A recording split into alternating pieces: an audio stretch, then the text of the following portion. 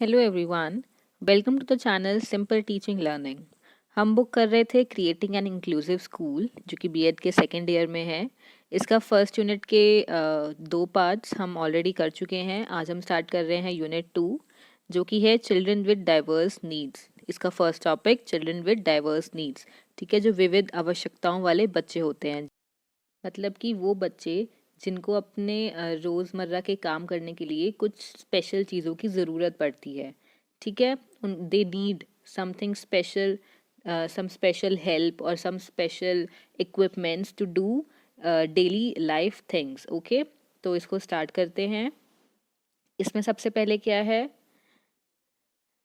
Children with diverse needs. Children with diverse needs are the children who require special education programming because of their behavioral, communicational, intellectual, learning और physical characteristics। ठीक है, जिनको अपनी बौद्धिक क्षमता, सीखने की क्षमता या फिर शारीरिक क्षमता के हिसाब से अलग टाइप की, कोई स्पेशल टाइप की एजुकेशन ट्रेनिंग चाहिए होती है, वो होती है वो होते हैं चिल्ड्रन विद डाइवर्स नीड्स।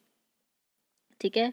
अब ये जो बच्चे हैं, ये कौन कौन सी कैटेगरीज में किस किस हिसाब से इनको डिवाइड किया जाता है, इनको देखते हैं। सबसे पहले होते हैं सेंसरी नीड्स वाले बच्चे। ठीक है।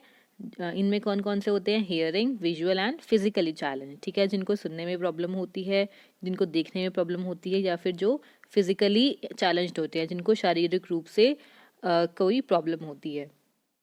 फिर होते हैं इंटेलेक्चुअल नीड्स, मतलब जिनकी बौद्धिक आवश्यकताएं होती हैं जिनकी। इनमें कौन से होते हैं? गिफ्टेड चिल्ड्रन होते हैं, टैलेंटेड चिल्ड्रन होते हैं, और कुछ होते हैं मेंटली रिटार्टेड चिल्ड्रन। ठीक है। द गिफ्टेड चिल्ड्रन मतलब जिनके बहुत ज़्यादा टैलेंट होता है, टैलेंटेड चिल्ड्रन जो नॉर्मल टैलेंटेड होते हैं, and mentally retarded, mentally challenge मतलब जो मानसिक रूप से विकलांग होते हैं। फिर हैं डेवलपमेंटल डिसेबिलिटीज़। ठीक है, इसमें कौन कौन से हैं? Autism, cerebral palsy and learning disabilities. ठीक है, इन सब के बारे में डिटेल में हम आने वाली वीडियोस में पढ़ेंगे। फिर है स्कोलास्टिक बैकवर्डनेस, इसमें कौन से हैं? Under achievers and slow learners.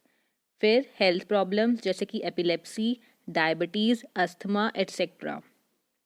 इन सब के बारे में जितनी भी कैटेगराइजेशन हमने अभी देखी हैं, इन सब के बारे में आने वाली वीडियोस में हम डिटेल में पढ़ेंगे। ठीक है। और एक बात, अगर आपको इस वीडियो का पीडीएफ चाहिए हिंदी इंग्लिश दोनों में, तो वो आपको टेलीग्राम चैनल से मिल जाएगा, और टेलीग्राम चैनल का लिंक जो है वो आपको डिस्क्रिप्शन बॉक्स में मिल जाएगा। वहाँ से उस लिंक पे क्लिक करके आप टेलीग्राम चैनल को ज्वाइन कर सकते हैं और इन पीडीएफ्स को ले सकते हैं वहाँ से। ठीक है, आगे बढ़ते हैं।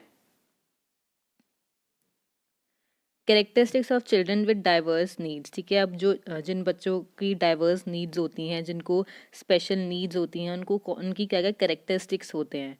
ठीक है, देखते हैं। Lack of self monitoring reading skills. The common characteristics of lack of skills are poor comprehension और रिटेंशन। मतलब कि रीडिंग स्किल्स में लैक ऑफ रीडिंग स्किल्स का मतलब क्या होता है कि उनमें कैसे कैरेक्टरिस्टिक्स होते हैं कि उनका जो कॉम्प्रिहेंशन होता है वो बहुत ज़्यादा पुअर होता है, मतलब उनकी जो समझने की क्षमता होती है वो बहुत ज़्यादा कम होती है, या फिर उनको रिटेंशन, याद करने में बहुत ज़्यादा प्रॉब्लम होती है। Difficulty identifying important ideas in context. ठीक है, कंटेक्स्ट में जो हमें पैराग्राफ या जो हमें रीडिंग के लिए दे रखा है उसका मेन ऑब्जेक्टिव क्या है, उसमें उसका आइडिया क्या है, उसका कंसेप्ट क्या है, वो समझने में उनको प्रॉब्लम होती है। Extreme difficulty building ideas and images, मतलब उनकी जो इमेजिनेशन पावर होती है वो बहुत ज़्यादा वीक होती है। ठीक है। Difficulty integrating new ideas to existing knowledge. ठीक है, जो नए आइडियाज़, जो नई नॉलेज मिलती है उसको पुराने नॉलेज से वो जोड़ नहीं पाते ज़्यादा आसानी से। ठीक है। नेक्स्ट है weak vocabulary skills. Children having feeble vocabulary skills such as extreme difficulty understanding words और grammar, difficulty recognising high frequency words. ठीक है, वो बच्चे जिनकी वोकैबुलरी जो होती है फीबल होती है, बहुत ज़्यादा कमज़ोर होती है। एक्सट्रीम डिफिकल्टी अंडरस्टैंडिंग वर्ड्स और ग्रामर को अच्छे से वो नहीं समझ पाते। ठीक है। हाई फ्रिक्वेंसी वर्ड्स, जो बड़े वर्ड्स होते हैं उनको भी आसानी से नहीं समझ पाते। Oral comprehension is noticeably stronger than reading comprehension. ठीक है, उनको पढ़ने से ज़्यादा बोलना उनको ज़्यादा आसान लगता है। Extreme difficulty focusing attention on the printed marks. ठीक है, जो मार्क्स होते हैं उनमें भी मतलब जो प्रिंटेड मार्क्स, जो प्रिंटेड चीज़ें होती हैं उनको भी वो आसानी से नहीं पढ़ पाते हैं, उनको काफ़ी प्रॉब्लम होती है उसमें। Difficulty controlling eye movements across the page, मतलब वो अगर थोड़ा चौड़ा पेज है तो उसकी पेज की विड्थ ज़्यादा है तो अपनी वो मतलब उसको अच्छे से पढ़ नहीं पाते क्योंकि उनकी जो आई मूवमेंट होती हैं वो ठीक से नहीं हो पाती। ठीक है। वेवी और shimmering pages not attributable to poor vision and the rest. ठीक है। और अगर किसी का विजन खराब है, किसी को देखने में कोई प्रॉब्लम है, तो उसके लिए भी यहाँ पे रीडिंग में बहुत ज़्यादा प्रॉब्लम होती है। ठीक है। नेक्स्ट क्या है, spelling skills. In these children, phonological awareness is noticeably stronger than spelling ability. ठीक है। इसमें क्या होता है कि वो बोल तो ठीक से पाते हैं वर्ड्स को, लेकिन उसको स्पेल नहीं कर पाते, उसको लिख नहीं पाते ठीक से। Frequent spelling errors of high frequency words, जो ज़्यादा लंबे वर्ड्स होते हैं उनमें उनकी ज़्यादा मिस्टेक्स होती हैं। एक्सट्रीम डिफिकल्टी विद होमोनेम्स और रेगुलर स्पेलिंग पैटर्न्स। ठीक है। होमोनेम्स कौन से होते हैं, जिनकी स्पेलिंग्स एक जैसी सी होती हैं लेकिन उनके मीनिंग जो होते हैं वो डिफरेंट होते हैं। ठीक है। तो वहाँ पे उनको बहुत ज़्यादा प्रॉब्लम होती है। No understanding of the relationship of phonics to written language. ठीक है। फोनिक्स को मतलब जो बोलते हैं उसको रिटन लैंग्वेज के साथ उसको कंपेयर नहीं कर पाते। No understanding of common spelling rules, जिनकी कॉमन स्पेलिंग्स होती हैं और उनका लेकिन मीनिंग्स अलग अलग होते हैं। ठीक है।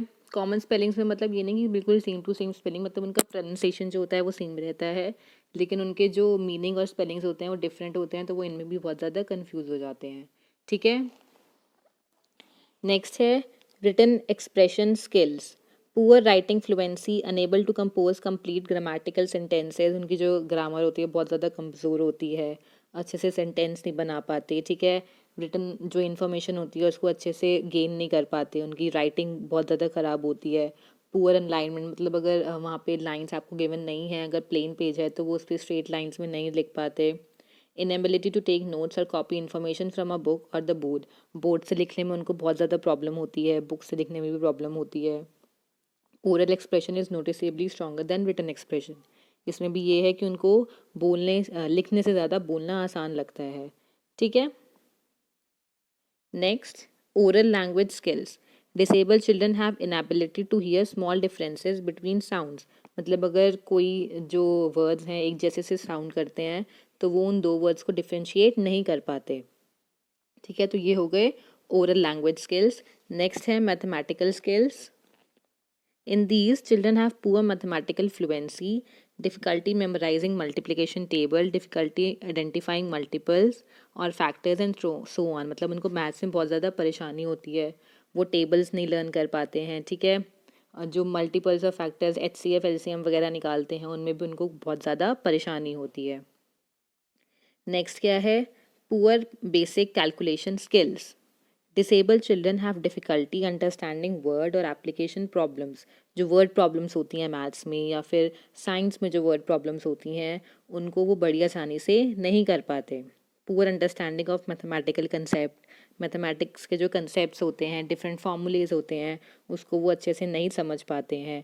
Difficulty sorting out irrelevant information, कई बार क्वेश्चन में जो इररेलेवेंट इन्फॉर्मेशन होती है जो किसी काम की नहीं होती है वो उसको आइडेंटिफाई नहीं कर पाते हैं कि इसमें से कौन सी इन्फॉर्मेशन हमें चाहिए या कौन सी नहीं चाहिए। Lower visual perceptual and visual spatial ability, ठीक है, उनको देखने में काफ़ी ज़्यादा प्रॉब्लम रहती है। Inability to transfer basic mathematical concept to solve problem with unpredictable information, ठीक है, अगर उनको कंसेप्ट पता भी है तो वो उसको कहीं पे यूज़ नहीं कर पाते हैं। ठीक है। नेक्स्ट है memory skills. Students who have extremely weak ability to store and retrieve information efficiently and are also have extremely weak ability to hold information for immediate use are recognized as memory disabled। ठीक है। जो किसी information को, किसी चीज़ को ज़्यादा देर तक याद नहीं रख पाते हैं, ठीक है, या फिर उन्होंने अभी याद किया होता है और अभी एकदम से ही भूल जाते हैं, वो कौन से होते हैं, those are recognized as memory disabled. ठीक है। लास्ट में है आपका reasoning skills. Extremely weak ability to solve problems particularly when information और प्रोसीजर इज़ अनफेमिलियर। ठीक है। जब कोई आपको इन्फॉर्मेशन दी हो, वो बिल्कुल एकदम अलग से हो, मतलब आपके लेवल की तो हो लेकिन आपने वो पहले पढ़ी ना हो, ठीक है, तो उसको वो सॉल्व आसानी से नहीं कर पाते। ठीक है। उसको उनको समझने में उनको बहुत ज़्यादा परेशानी होती है। ठीक है। To reach general conclusion is called the disability of reasoning. मतलब अगर जब हाँ मतलब इसमें यही है कि अगर जब वो उसको प्रॉब्लम को पहचान नहीं पाते हैं ढंग से, ठीक है, उसको अच्छे से समझ नहीं पाते हैं, तो उसी को क्या कहते हैं, डिसेबिलिटी ऑफ रीजनिंग। ठीक है। तो ये आपका यहाँ पे सेकंड यूनिट का फर्स्ट पार्ट ख़त्म हो गया। ठीक है, जिसमें हमने क्या पढ़ा, कैरेक्टरिस्टिक्स पढ़े diverse children with diverse needs के, मतलब उनको कैसे पहचाना जा सकता है, कौन से बच्चे होते हैं चिल्ड्रन विद डाइवर्स नीड्स वाले। ठीक है, हमने पढ़ा कि कैटेगराइजेशन कैसे कैसे होता है चिल्ड्रंस का। ये ना जितने भी कैटेगराइजेशन पढ़े हैं इन सबको हम डिटेल में पढ़ेंगे आने वाली वीडियोस में। ठीक है, तो आप चैनल के साथ जुड़े रहिए। और तो फिर इसी के साथ आपका आज का वीडियो ख़त्म होता है। ठीक है, तो आपको अगर ये वीडियो अच्छी लगी हो तो इसको लाइक कर दें, शेयर कर दें और कमेंट करके बताएं भी कि आपको ये वीडियो कैसी लगी, और साथ ही चैनल को सब्सक्राइब भी कर देंगे आज से। ओके, सो आज के लिए इतना ही। Thank you.